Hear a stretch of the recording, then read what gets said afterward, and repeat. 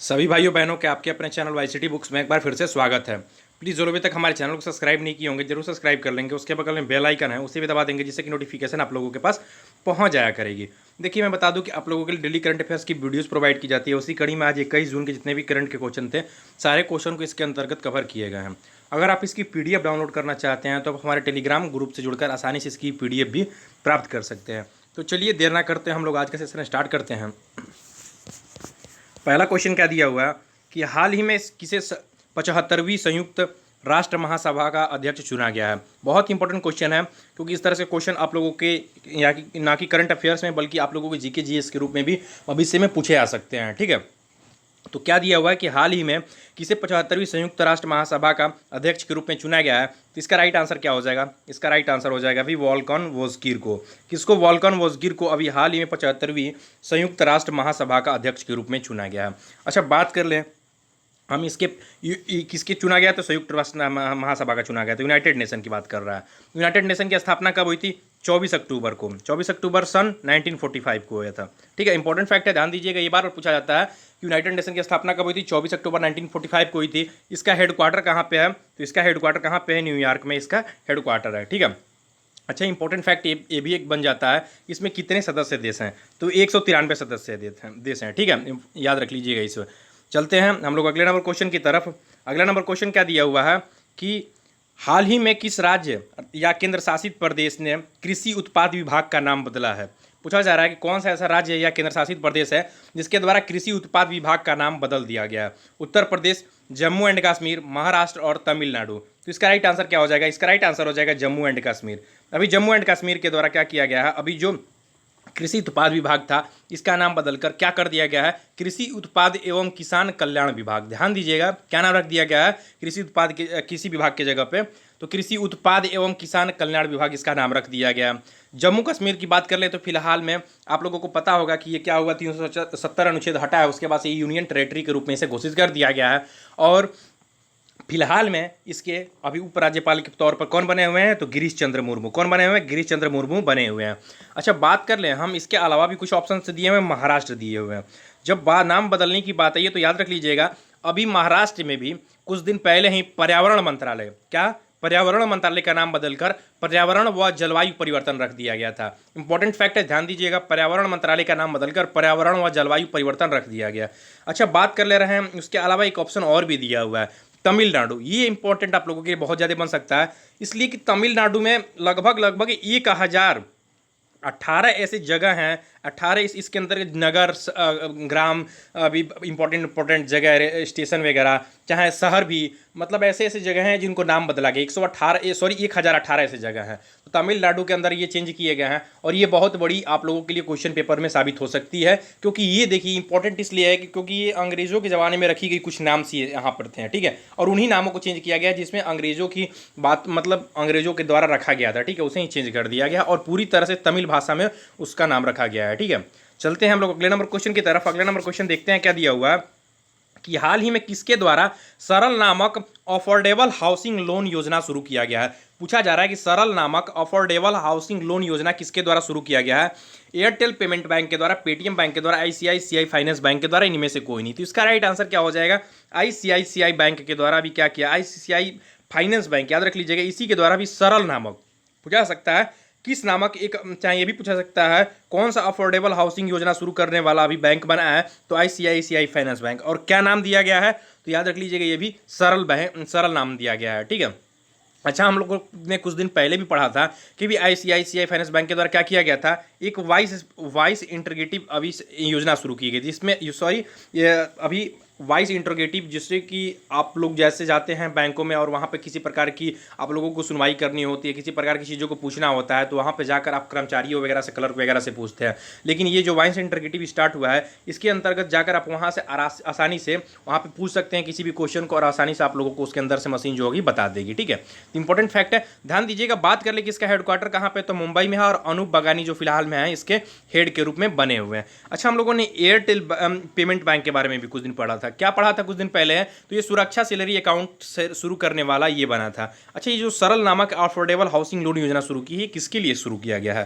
तो ये गरीब लोगों के लिए शुरू किया गया है, गरीब जो किसान हैं उनके लिए शुरू किया गया है, ठीक है। और इसमें 35 लाख रुपए तक, याद रख लीजिएगा, 35 लाख रुपए तक का क्या किया जा सकता है, लोन दिया जा सकता है, ठीक है।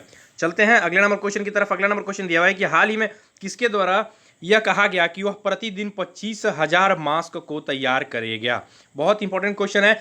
25,000 मास्क प्रतिदिन तैयार करने की बात किसके द्वारा कही गई है, वो भी आईआईटी कानपुर के द्वारा कही गई है। जनरली ये 25,000 वो सिर्फ वो मास्क तैयार ने, देखिए 3 किस्म का मास्क होते हैं, लेकिन स्पेशली जो माने जाते हैं 2 किस्म के माने जाते हैं। एक सर्जिकल मास्क होता है और एक N95 मास्क होता है। मैं बार बार बताया हूँ, सर्जिकल मास्क होता है जनरली आप सभी लोग ऐसे ही भी देख सकते हैं। इसमें कई प्रकार के होते हैं सर्जिकल मास्क में, खादी की होती हैं, 3 लेयर वाली भी आती है जिसे आप धो भी सकते हैं, मतलब यूज़ वाला होता है, यूज एंड थ्रो वाला भी होता है, इसमें कई तरह के आते हैं। लेकिन N95 वाला जो आता है, इसके अंदर क्या होता है कि इसके अंदर एक छोटा सा, आप लोग देखे होंगे कि मुंह के सामने एक लगा होता है जाली टाइप है। इसमें सांस लेने में किसी प्रकार की प्रॉब्लम ना होती है, साथ साथ इसमें एक लिक्विड भी होता है, ठीक है। यहाँ मार्केट में कई प्रकार के गलत भी मिल रहा है, N95 लिखा हुआ मिल रहा है, लेकिन ये उस तरह से सही नहीं रहते हैं, ठीक है। फर्जी भी चीज़ें जानते हैं कि मार्केट में आती हैं। इसके अंदर लिक्विड होती है, जिसके वजह से आप लोगों की जो हवा जाती है वो शुद्ध हवा अंदर बजने का काम करती है, और अंदर से भी जो भी आप लोगों को खांसी जुकाम जो भी चीज़ हुआ होगा, चाहे नहीं भी हुआ होगा, तो वो अंदर से शुद्ध हवा क्या करती है, बाहर प्रेषित करने का कार्य करती है। तो ये N95 का कार्य है, और इसी को बनाने के लिए N95 और वह N99 नामक मास्क तैयार करेगी भी आईआईटी कानपुर, ठीक है। चलते हैं अगले नंबर क्वेश्चन की तरफ। अगला नंबर क्वेश्चन क्या दिया हुआ है कि हाल ही में किस दिन विश्व शरणार्थी दिवस मनाया गया है। बहुत इंपॉर्टेंट क्वेश्चन है, पूछा जा रहा है कि विश्व शरणार्थी दिवस किस दिन मनाया गया है। इसका राइट आंसर जान लीजिए, इसका राइट आंसर हो जाएगा 20 जून को मनाया गया है। लोगों के प्रति जो भी लोग शरणार्थी होते हैं, शरणार्थी क्या होते हैं, जो अपने देश को छोड़कर दूसरे देशों में चले जाते हैं, उन लोगों को शरणार्थी के रूप में हम लोग जानते हैं। जिनका मतलब घर, ये जानते हैं कि बाढ़ वगैरह में, तूफान वगैरह में टूट गया होता है, अच्छा वो अपने घर से बहुत ज़्यादा वंचित हो चुके होते हैं और दूसरे देश में चले जाते हैं, उनको शरणार्थी के रूप में हम लोग जानते हैं, ठीक है। तो वहीं उनको, उनके प्रति लोगों की जागरूकता बढ़ाया जा सके, उनको लोगों के द्वारा शरण दिया जा सके, इसी के लिए अभी क्या मनाया जाता है, 20 जून को विश्व शरणार्थी दिवस के रूप में हम लोग मनाते हैं। मनाता कौन है, तो यूनाइटेड नेशन के द्वारा मनाया जाता है, ठीक है। अगला नंबर क्वेश्चन दिया हुआ है कि हाल ही में किस शहर में एयर वेंटी मोबाइल एप्लीकेशन को लॉन्च किया गया। बहुत ही इंपॉर्टेंट क्वेश्चन है। एयर वेंटी नामक एक मोबाइल एप्लीकेशन लॉन्च किया गया, किसके द्वारा लॉन्च किया गया है, तो किस शहर में लॉन्च किया गया पूछा जा रहा है, तो मुंबई में शहर में लॉन्च किया गया है। अच्छा, ये होगा क्या, तो याद रख लीजिएगा, देखिए इसके अंदर जितने भी आईसीयू बेड है और वेंटिलेटर है, इसकी जानकारी देगा। जनरली जिन लोगों के पास भी ये एप्लीकेशन होगा, उन लोगों के शहर के अंतर्गत, ये मुंबई शहर में जिन लोगों के पास ये एप्लीकेशन होगा, वो आसानी से आईसीयू कितने बेड हैं हमारे, कितने कौन से हॉस्पिटल में कितने वेंटिलेटर हैं, कितने बेड है, ये सारी जानकारी देने का कार्य करेगा, ठीक है, मुंबई के अंतर्गत। अच्छा, बात कर ले कि हम इसके पहले, अच्छा मुंबई की बात कर ले तो मुंबई कहाँ, किसकी कैपिटल है, आप लोगों को पता है, महाराष्ट्र की है। यहाँ के गवर्नर के पद पर कौन बने हुए, तो भगत सिंह है। कौन है, भगत सिंह यहाँ पर गवर्नर है, और यहाँ पर सीएम कौन है, तो उद्धव ठाकरे यहाँ पर बने हुए हैं, ठीक है। चलते हैं अगले नंबर क्वेश्चन की तरफ। अगला नंबर क्वेश्चन क्या दिया हुआ है कि हाल ही में आत्मा नामक मशीन किस रेलवे क्षेत्र में स्थापित किया जाएगा। बात कर रहा है कि आत्मा नामक जो मशीन है कहाँ पे स्थापित किया गया है, तो मध्य रेलवे जोन में स्थापित किया गया है। अच्छा, ये करेगा क्या, तो देखिए आप लोगों को पता होगा कि अभी संक्रमण का खतरा काफ़ी ज़्यादा फैल रहा है, फिर भी लोग स्टेशन पे खड़े होते हैं और उनसे टिकट लेने देने में बहुत ज़्यादा प्रॉब्लम हो सकती है। इसी के वजह से वहाँ पे टिकट, एक यहाँ पे आत्मा मशीन लगाया जाएगा टिकट काउंटर के पास में, वहाँ पे लोग आसानी से वहाँ पे टिकट ले सकेंगे। लेकिन वो आसानी से, उन लोगों को आसानी से पता कर लेगा कि इनके पास किसी प्रकार का संक्रमण तो नहीं है। वो पहले इन लोगों की स्क्रीनिंग वगैरह करेगा, साथ साथ में वो ये भी देखेगा वो मशीन की इन्होंने मास्क लगाया है कि नहीं लगाया है, सभी चीज़ों को देखेगा, सभी चीज़ों को भापेगा, उसके बाद से फिर आपको टिकट देगा। तो इंपॉर्टेंट फैक्ट है, जरूर ध्यान दीजिएगा। आत्मा नामक मशीन लॉन्च किया गया है, नाम से ही आप लोगों को पता चल जा रहा होगा, ठीक है, कि ये कैसा हो सकता है, ठीक है। मध्य रेलवे जोन के द्वारा ये बनाया गया है, ठीक है। ठीक है, अब बात कर लेना है कि इसका फुल फॉर्म भी क्या हो जाएगा, तो automatic ticket checking and managing access. याद रख लीजिएगा, इसका पूरा फुल फॉर्म है automatic ticket checking and managing access, इसका पूरा फुल फॉर्म है, ठीक है। चलते हैं अगले नंबर क्वेश्चन की तरफ। अगला नंबर क्वेश्चन दिया हुआ है कि हाल ही में किसके द्वारा कोविड-19 हेल्थ पॉलिसी लॉन्च किया गया है। पूछा जा रहा है किसके द्वारा कोविड-19 हेल्थ पॉलिसी लॉन्च किया गया है, तो इसका राइट आंसर क्या हो जाएगा, इसका राइट आंसर हो जाएगा अभी हाल ही में कर्नाटक बैंक के द्वारा। अभी कर्नाटक बैंक के द्वारा अभी हाल ही में कोविड-19 हेल्थ पॉलिसी को लॉन्च किया गया है। अच्छा, हम तो ये तो जान लिए कि ये कर्नाटक बैंक के द्वारा किया गया है। अच्छा, इन कर्नाटक बैंक की पहले हम लोग बात कर ले तो 1924 में इसकी क्या हुई थी, स्थापना हुई थी, और इसका हेडक्वार्टर कहाँ पे है, तो मंगलुरु में है। मंगलुरु कहाँ पे, बेंगलुरु में है, आप लोग को पता होगा। और महाबलेश्वर एमएस जो है फिलहाल में इसके हेड के रूप में बने हुए हैं। अच्छा, हम लोगों ने इनके बारे में तो देख लिया।